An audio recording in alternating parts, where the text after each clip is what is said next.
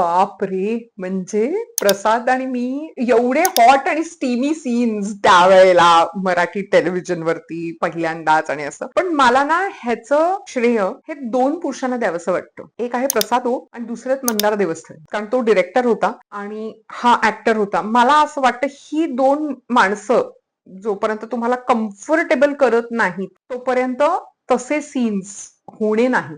तर माझ्यासाठी आणि प्रसादसाठी तर म्हणजे चॅलेंजेस असायचे. एवढीशीच जागा आहे, ह्याच्यात असंच उभं राहायचं आहे, नाही का? एक एक एक मला आठवतंय असं एक एवढूसाच कोपरा होता आणि त्याच्यामध्ये असं आम्ही उभे राहायचो तर जागाच नव्हती काय करायचं. तर तो असं होता की थांब थांब थांब थांब मी 2 पाय माझे स्प्रेड करतो, तू माझ्या 2 पायांच्या मध्ये माझा एक पाय आणि मग त्याच्या ह्या पायाच्या माझा असा पाय, त्याच्यात माझी साडी.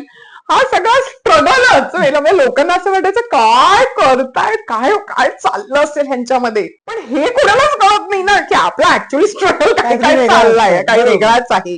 तर हे असं होतं ऑफकोर्स. आणि माझ्या आईला तर डिप्रेशन यायचं माझे तसले सीन्स बघून की बापरे आता लोकांना काय वाटेल, हिच्याशी लग्न कोण करेल.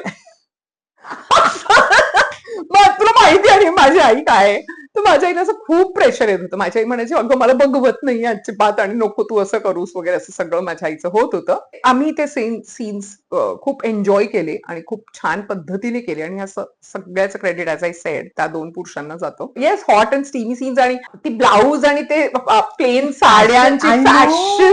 श्वेताने आणली फॅशन. होती की येस. प्लेन ब्लाऊज आणि प्लेन मोनोक्रोम जे काय असायचं हो ते. म्हणजे प्लेन शिफॉनच्या साड्या आणि ब्रोकेड ब्लाउजेस. Correct correct.